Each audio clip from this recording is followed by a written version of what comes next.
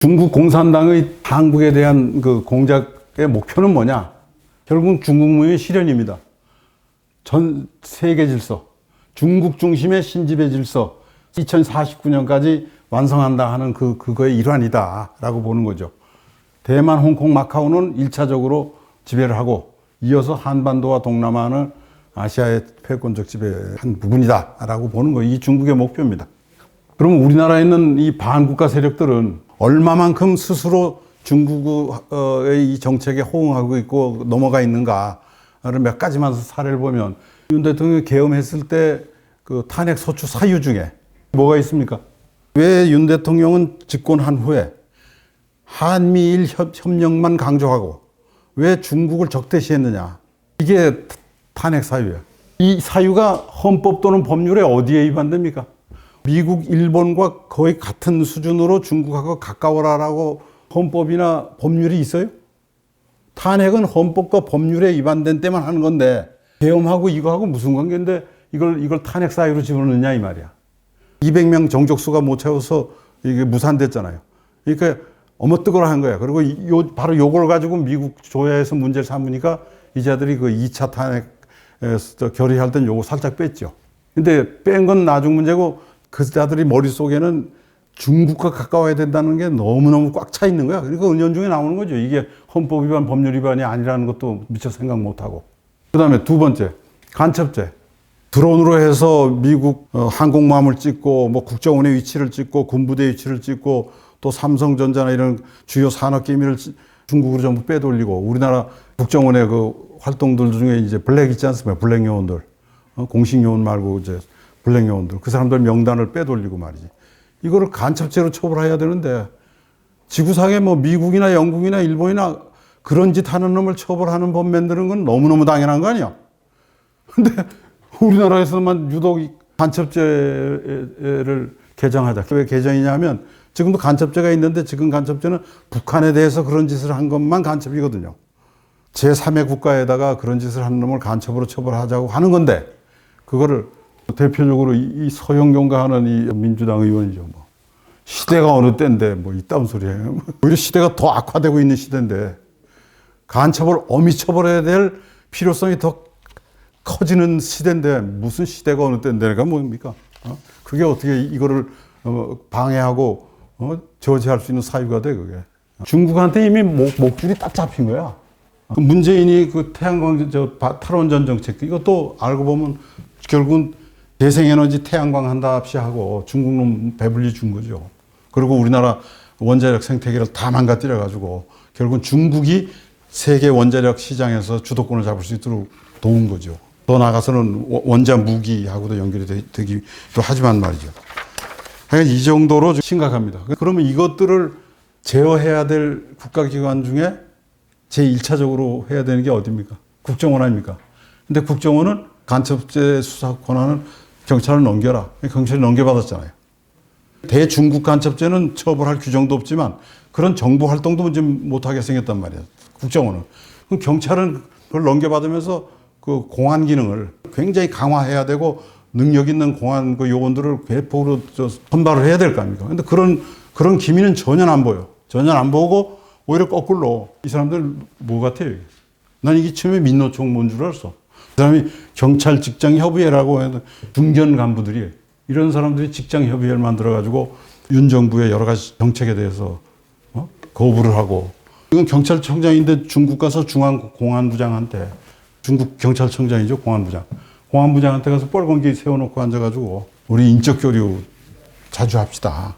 그거에 의해서 일정한 숫자를 뽑아가지고 하먼이라고 있죠, 저 홍콩 옆에 있는 도시. 거기에다가 연수를 보내요. 2018년인가에 이 경찰 자체에서 쓴 논문에 의하면 통일 한국의 치안을 어떻게 대비해야 될 것이냐 하는 자체 논문을, 하나의 정책 논문을 썼는데, 통일 한국이 됐을 때 치안 유지는 중국 공안처럼 해야 된다. 자유민주국가로 통일하는데 미국 경찰이나 영국 경찰처럼 해야지 왜 중국 경찰처럼 합니까? 그건 통일 한국이라는 게 공산주의식으로 통일됐다는 전제하에서 하는 겁니까? 그래서 홍콩과 마카오를 치안을 유지해 본 경험이 있는 하먼에다가 보낸 거라. 보내려면 북경에 보내야지. 그만큼 이 경찰이 지금 이렇게 기울어져 있다 이 말입니다. 간첩을 비롯한 그 친중의 모든 문제를 정보를 입수하고 수사를 하고 하는 것만 지금 거의 무력화됐을 뿐만 아니라 국회에서는 교묘하게 중국의 한국 정책에 대해서 부응을 하는 대표적인 예산을 보면 이번에 깎인 예산 킬체인이라는 게 뭡니까? 미사일 공격에 대해서 대응 공격하는 미사일 대공망이거든요. 드론 방어 체제, 중고도 무인 항공기 개발 이런 거에 관련된 예산을 전액 삭감했잖아요.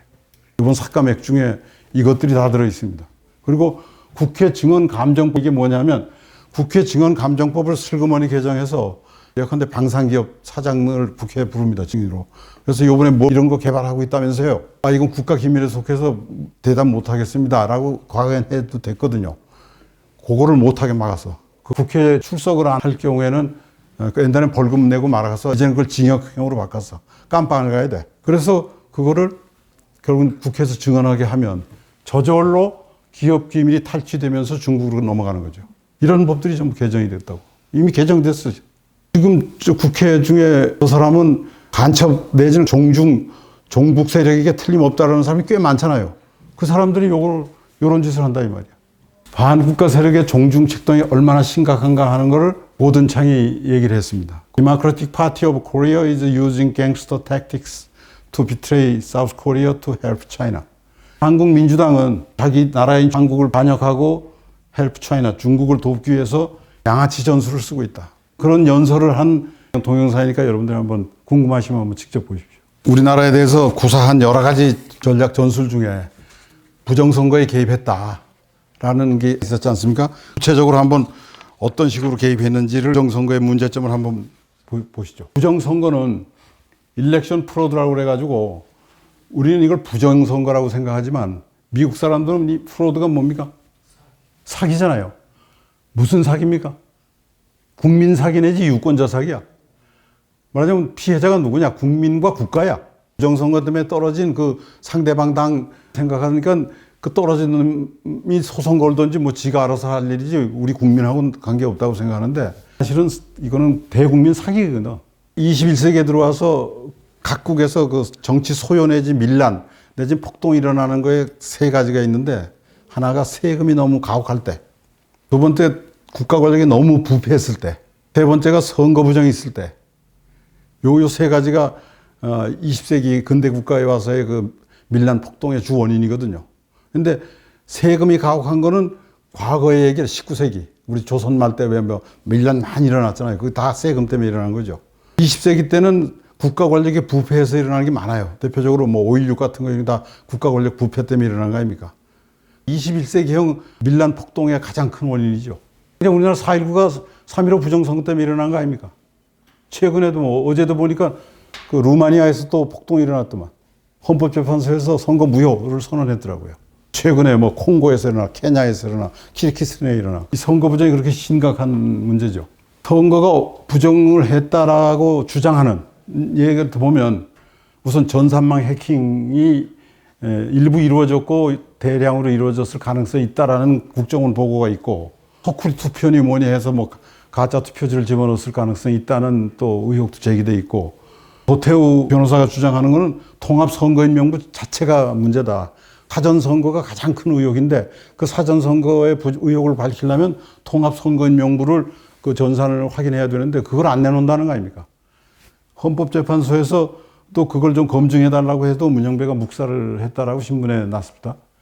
이런 것들이 이제 말하면 부정선거가 있었다는 주장 내지는 이제 혐의인데 개별적 선거구에서 떨어진 사람들은 우리 선거구에서 부정선거에 있으니 무혐의다라고 소송을 건 사람이 꽤 있어요. 대표적으로 20대 국회의원 선거에서는 그러니까 2020년에 있었던 선거에서는 100건 정도의 선거 무효 소송이 제기됐고 2024년 작년에 있었던 총선거에서는 34건의 이제 무효 소송이 제기됐죠. 단 한 건도 받아들인 게 없어.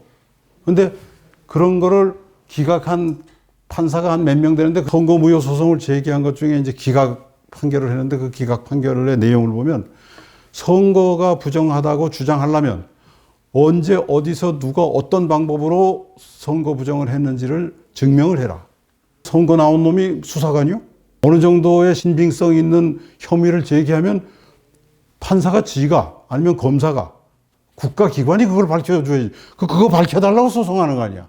근데 그거 밝힐 책임이 니한테 있다. 언제 어디서 누가 어떤 방법으로 선거 부정을 했는지 증명이 안 되니까 이건 기각이다. 이게 판결이요?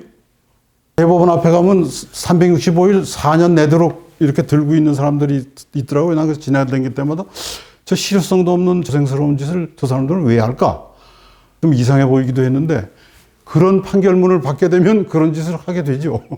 그럼 미국은 우리나라 선거 부정에 대해서 어떤 시각으로 보느냐.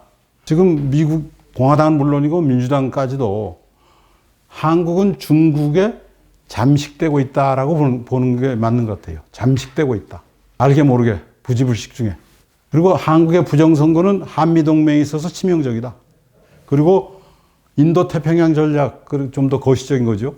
태평양 전략에도 굉장히 나쁜 영향을 주고 있다. 그래서 그 홍콩에 대해서 사실 미국이 할 수 있었던 게 그 민주화 운동을 탄압했던 행정장관 그 레밍가 하는 걸 비롯해서 핵심적인 사람 11사람에 대해서 금융제재를 했거든요. 그 금융제재의 그 방법을 한국의 그 부정선거에 관련된 인간들한테도 적용하자라는 게 공화당 의원들의 그 의견인 것 같더라고요.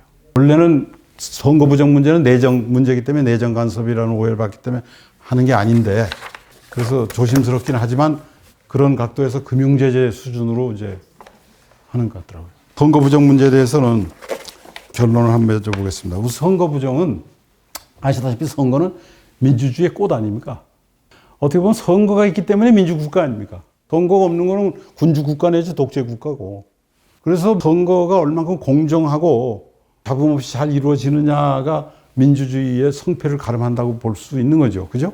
이게 안 됐을 때는 21세기에서 최대의 국민 저항권의 원인이 됐다. 근데 많은 사람들은 뭐 자기 문제도 아닌데 일부 학자 내지 정치인들은 그냥 책상머리에 앉아서 어떻게 선거 부정이 21세기에 있을 수 있냐, 이 대명천지에. 그게 한 사람으로 되느냐, 수십 명이 짜야 되는데, 그걸 짠다면 누군가가 한 사람이 폭로하고 할 텐데 어떻게 선거 부정을 감히 저지를 생각을 하느냐, 이런 식의 그냥 추상적인 논리로 선거 부정을 부정하는 사람들이 꽤 많아요. 그죠? 얼핏 들으면 그럴싸해. 그러나 선거 부정은 1차적으로 공직선거법이라는 법률에 크게 위반되는 범죄죠. 혀 나가서는 대한민국의 헌정 질서를 문란시키는 중요한 범죄고 거기에 공무원이 관련됐다면 그 자들은 당연히 탄핵 사유가 되고 감옥에 가야 될 자들인데 그래서 이거는 선거 부정이 있느냐 없느냐에 대한 내 개인적인 믿음의 문제가 아니다 말이야. 범죄가 있느냐 없느냐 하는 팩트의 문제거든. 믿음의 문제가 아니고 팩트의 문제라고 생각한다면 그 팩트로 확인할 수 있는 건 누굽니까? 그건 어떤 개인이 아니야. 그거에 대해서 있다 없다고 떠들 물론 표현의 자유가 있기 때문에 개인적 의견을 말할 수는 있겠죠. 그러나 그 사람이 없다 해가지고 없어지는 게 아니야. 그건. 이건 누구만 할 수 있느냐? 이건 수사기관만 할 수 있는 거지. 수사기관이 해야지. 의혹만 제기하면 무조건 다 수사합니까? 그건 혼란만 주죠. 이런 사람도 있을 수 있어요. 근데 형사소송법 196조 1항에 뭐라 되어 있냐? 검사는 범죄 혐의가 있다고 사료되는 때에는, 생각되는 때에는 범인하고 범죄 사실과 증거를 수사한다. 할 수 있다가 아니라 수사한다야. 검사의 존재 이유야, 이게. 그리고 이 똑같은 규정이 경찰한테도 적용된다고. 아까 얘기한 그 4-5가지 얘기만 가져도 범죄 혐의가 있다고 사료. 여기 해당되는 거 아니에요. 범죄 혐의라는 건요, 구체적이고 클 필요가 없어. 제가 이해를 돕기 위해서 한 가지만 설명하면, 지금까지 제 이름이 나오면 동아은행장 비자금 사건 얘기하잖아요. 동아은행장 비자금 사건이 어디까지 갔냐면 노태우 전두환의 비자금까지 갔단 말이죠. 근데 그 시작은 어떻게 했냐, 범죄 혐의는. 어떤 신문 일당 기사에 동아은행의 여직원들이 수성동 그 있잖아, 청와대 옆에. 그 일대에서 점심을 먹으러 가면 지 영수증은 물론이고 떨어진 영수증까지 주워 모은다. 그걸 영업부장인가 누구한테 다 갖다 모은대요. 그건 무슨 뜻이냐. 바깥 복지비라는 명목으로 내부 자금을 횡령해 먹기 위한 방법 아니냐. 그 신문이 난 거야. 근데 마침 그때 그 동아은행장이 연임을 하기 위해서 3년 임기가 끝나고 연임을 하기 위해서 로비를 하고 있다는 소문이 경제계에 파다할 때인데 그 신문이 난 거예요. 그거 가지고 내가 수사한 거라. 연임을 하기 위해서 돈이 필요하고 그렇게 돈을 모아서 연임을 했구나. 그걸 수사하면 최소한 은행장을 연임하는 데 작용할 수 있는 재무장관, 은행감독원장, 그리고 노태우 때 월계수해라는 그 큰 거대한 선거 조직의 대장이 박철원이고, 그래서 박철원이 하고 장관하고 그 한 서너 사람은 잡을 수 있겠구나라고 시작한 것이 대통령 비자금까지 간 거야. 그러면 이 선거 부정도 생각해 보세요. 이 정도의 혐의가 나와서 제대로 수사하면 뒤에 중국 공산당이 있다는 것까지 캘 수도 있을지 모른다 이 말이야. 당연히 수사했어야지. 그래서 수사를 해서 범죄가 있으면 물론 아주 엄정하게 처벌을 해야죠. 그리고 수사가 해보니까 이미 공소시효가 다 지냈다든가 증거를 밝힐 수가 없다든가라고 하더라도, 그냥 의혹에 불과했다 하더라도 그런 의혹이 제기될 수밖에 없는 사전선거운동의 허술함, 투표함 관리의 허술함, 또 개수기의 문제점, 이런 것들을 고치면 되는 거 아니야. 그거 하는데 돈 들고 그거 하면 부작용이 너무 커 안 되는 거예요? 그렇게 해서 선거에 대한 국민의 신뢰를 회복하는 게 자유민주 체제를 지키고 해야 될 하나의 가장 중요한 문제인데 왜 이거를 이토록 방치하느냐 이 말이야. 그래서 이 선거 부정에 대해서는 그냥 놔두면 자칫하면 옛날 4.19가 3.15 부정선거 때문에 일어났듯이 국민 저항권의 대상이 될 수도 있어요. 가지찬 아스팔트 위의 대중, 지금 우리나라 자유민주주의를 버티고 있는 유일한 힘 아닙니까? 사람들이 이걸 가리켜서 프리덤 워리어라고 하더라고. 자유의 투사, 프리덤 워리어. 선거 부정에 대해서 합동수사본부를 만들어서 진실을 밝혀서 해야 되는 것은 보도의 정치행위가 아니고 이건 상식의 혁명입니다. The Revolution of Common Sense. 상식의 혁명. 그죠? 상식의 혁명. 여기에서 연락은 끝내고요.